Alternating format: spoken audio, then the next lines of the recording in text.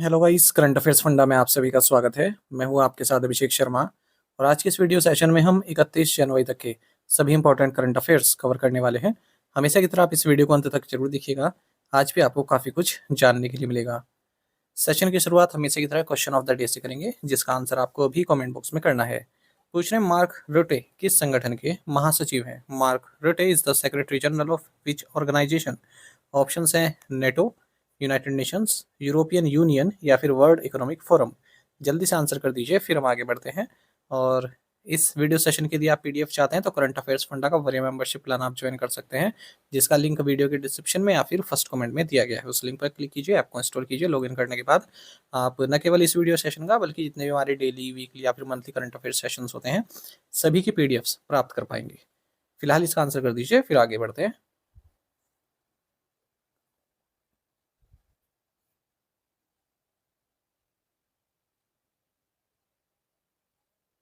Wings India 2026 was inaugurated at which location? Wings India 2026 का आयोजन किस स्थान पर हुआ? ऑप्शंस आपके सामने हैं। सही आंसर ऑप्शन ए है, Begumpet airport, Hyderabad. Union civil aviation minister Kinjarapu Ram Mohan Naidu, इन्होंने बेगमपेट एयरपोर्ट, हैदराबाद, तेलंगाना में विंग्स इंडिया 2026 को इनोग्रेट किया है। इस आयोजन का थीम रहा India aviation paving the future. Wings India 2026 jointly organise किया गया ministry of civil aviation, airports authority of India and the federation of Indian chambers of commerce and industry यानी कि फिक्की के द्वारा। India third largest domestic civil aviation market है, अगर हम passenger traffic के कॉन्टेक्स्ट में बात करें पूरे वर्ल्ड में। Which country has recently joined the Indo Pacific oceans initiative IPOI? हाल ही में किस देश ने इंडो पैसिफिक ओशंस इनिशिएटिव में शामिल हुआ है? कौन सा देश? राइट आंसर ऑप्शन ए है, स्पेन। तो स्पेन का स्वागत किया है भारत ने Indo Pacific oceans initiative IPOI में। फॉरेन मिनिस्टर हैं स्पेन के जोस मैनुअल एल्बरेस। इन्होंने जो साइंड डिक्लेरेशन है वो external affairs minister doctor S Jaishankar को सौंपा है। जो इंडो पैसिफिक ओशंस इनिशिएटिव एक non treaty based voluntary arrangement है, और जो हमारा इंडो पैसिफिक रीजन है वो फ्री एंड ओपन रहे और उसमें कोऑपरेशन रहे सभी देशों का, कोई इसमें अपनी मोनोपोली न स्थापित करने की कोशिश करे, उसको देखते हुए इसकी स्थापना की गई है। इंडिया द्वारा लॉन्च किया गया था इसे ईस्ट इंडिया समिट 2019 में, जो कि बैंकॉक थाईलैंड में हुई थी। इंडो पैसिफिक एक इंटरकनेक्टेड स्पेस है इंडियन एंड पैसिफिक ओशन के बीच में, जिन्हें कनेक्ट करता है मलक्का स्ट्रेट।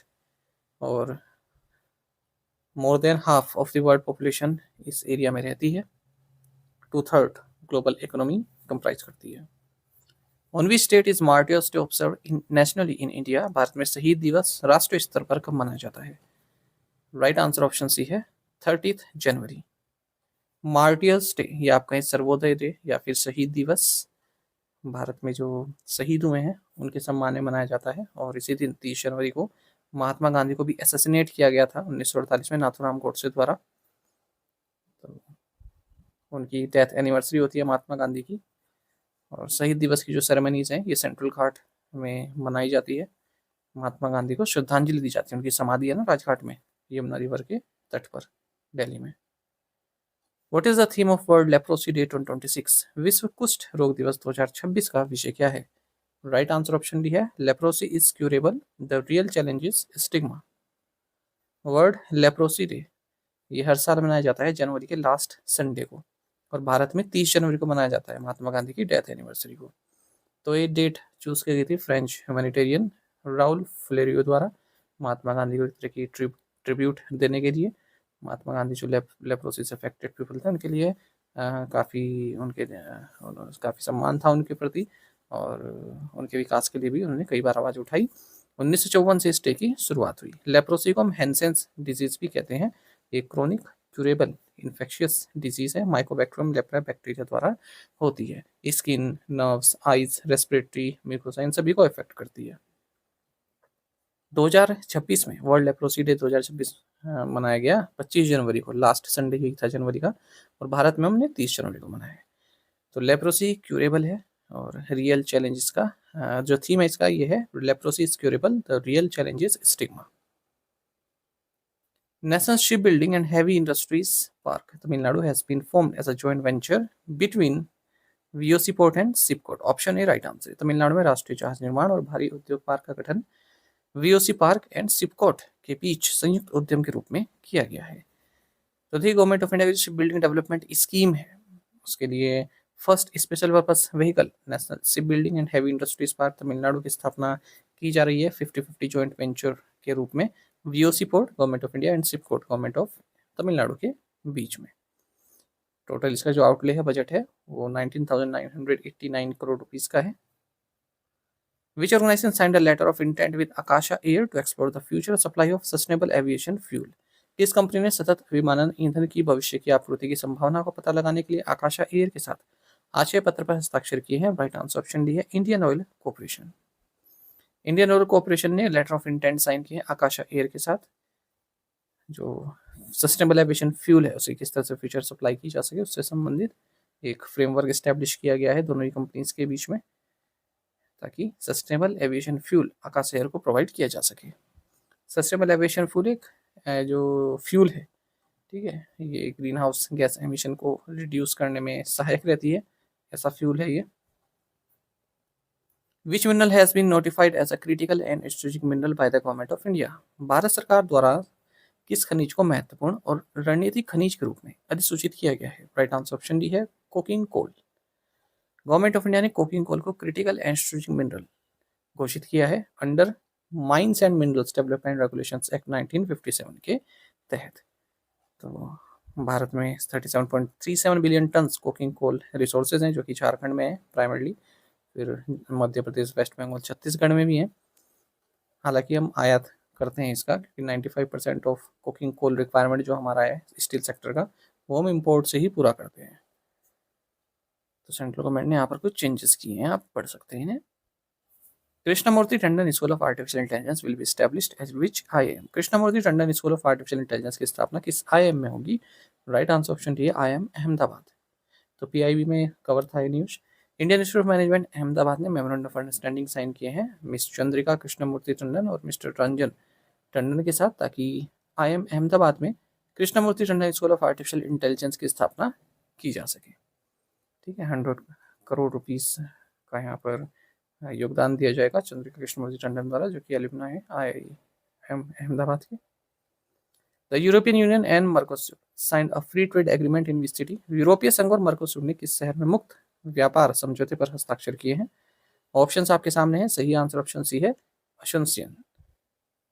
यूरोपियन यूनियन और मर्कोसुर, मर्कोसुर क्या है? एक साउथ अमेरिकन ट्रेड ब्लॉक है। इन्होंने एक फ्री ट्रेड एग्रीमेंट साइन किया है अशुनसियन पैराग्वे में। 1999 से चल रहा था नेगोशिएशन, अब जाकर पूरा हुआ है। मर्कोसुर में कौन कौन सी कंट्रीज हैं? Brazil, Argentina, Paraguay, Uruguay, Bolivia latest है। वेनेजुएला भी पहले इसमें आता था, पर उसको सस्पेंड कर दिया गया है इंडेफिनिटली। यूरोपियन यूनियन आप जानते हैं 27 कंट्रीज जो यूरोप की हैं, उनका एक संघ है। What is India's rank in the global innovation index 2025? Global innovation index 2025 में भारत की रैंक क्या है? राइट आंसर ऑप्शन सी है 38। तो इसका जिक्र हाल ही में इकोनॉमिक सर्वे 2025-26 में किया गया है, जिसे पार्लियामेंट में रखा गया union finance minister Nirmala Sitharaman द्वारा। इसमें बताया गया है कि भारत ने इनोवेशन के क्षेत्र में अच्छी प्रगति की है। ग्लोबल इनोवेशन इंडेक्स 2025 में भारत की पोजीशन 38 है, जबकि 2019 में 66 थी।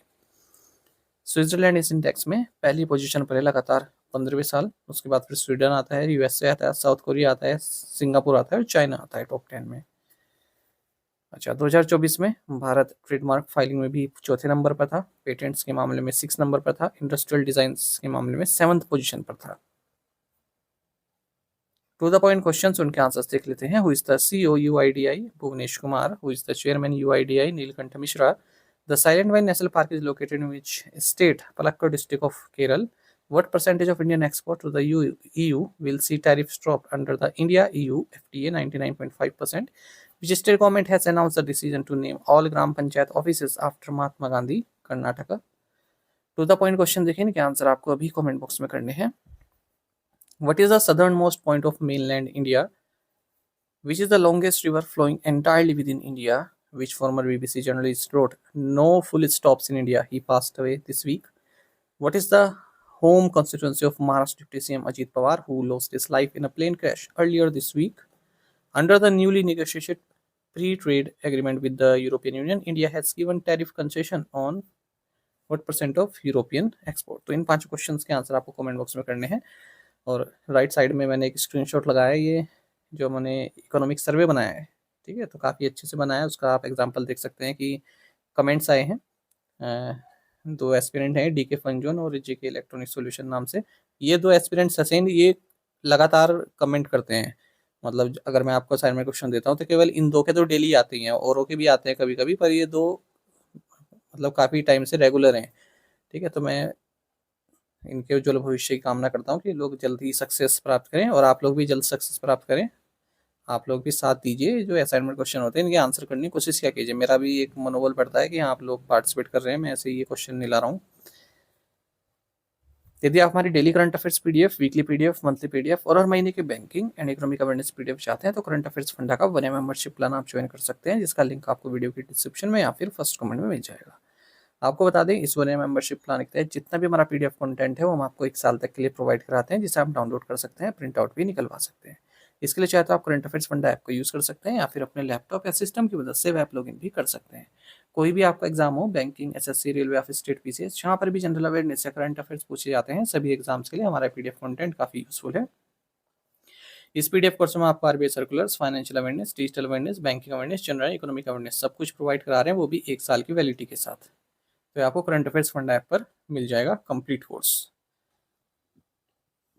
कोई डाउट होगा तो हमारा कस्टमर केयर नंबर है 8448169188, इस पर आप कॉल भी कर सकते हैं, व्हाट्सएप करके भी जानकारी प्राप्त कर सकते हैं।